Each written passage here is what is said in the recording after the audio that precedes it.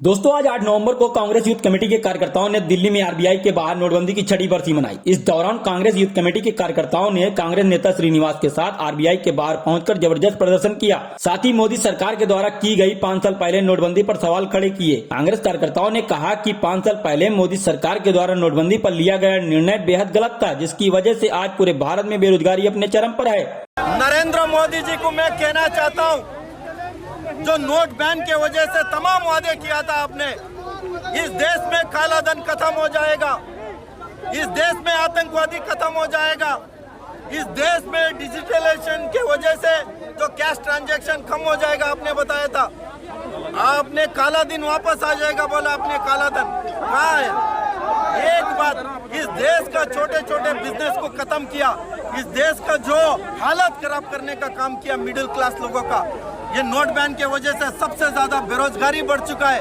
Note ban के वजह से आज आप देख सकते हैं कितना बड़ी लेवल पे आज सड़क पे लोग घूम रहे हैं। बेरोजगारी बनाने का काम ये सरकार ने किया। नरेंद्र मोदी ने ये भी कहा था 50 दिन के अंदर इसका कोई फायदा नहीं हुआ, मैं किसी चौराहे पे आके माफी मांगेगा।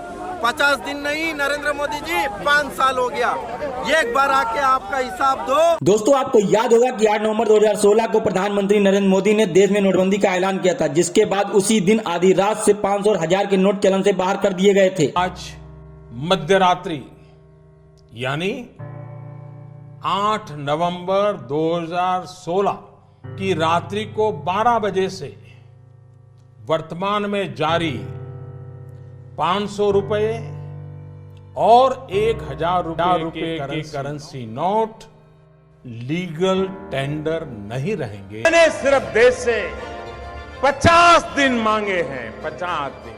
अगर 30 दिसंबर के बाद कोई मेरा गलत इरादा निकल जाए, आप जिस चौराहे में मुझे खड़ा करेंगे वो सजा भुगतने के लिए तैयार। लोगों को पुराने नोट जमा करने और नए नोट हासिल करने के लिए बैंकों में लंबी लंबी लाइनों में लगना पड़ा। पीएम मोदी ने कहा था इससे काला धन खत्म होगा और काले धन पर लगाम लगेगी। प्रधानमंत्री द्वारा लिए गए इस निर्णय के बाद कांग्रेस समेत सभी विपक्षी पार्टियों ने इसका विरोध भी किया था, लेकिन केंद्र की मोदी सरकार अपने फैसले से जरा सा भी टस-मस नहीं हुई थी। आपको बता दें कि पिछले साल 2020 में रेटिंग एजेंसी क्रिसिल ने अगस्त में भारत की जीडीपी ग्रोथ के अनुमान को कम करते हुए नोटबंदी को भी एक फैक्टर बताया था। रेटिंग एजेंसी ने कहा था कि मौजूदा स्लोडाउन की शुरुआत नवंबर 2016 में हुई नोटबंदी के साथ हुई थी। उपभोग में कमी देखने को मिली और इसके चलते नौकरियां कम हुई और लोगों की आय में कमी आई। इसके बाद जुलाई 2017 में जीएसटी लागू किए जाने के बाद दूसरा झटका लगा। इससे एक्सपोर्ट की ग्रोथ में कमी हुई क्योंकि कारोबारियों को रिफंड में देरी होने लगी। साथ ही 2018 में IL&FS के संकट ने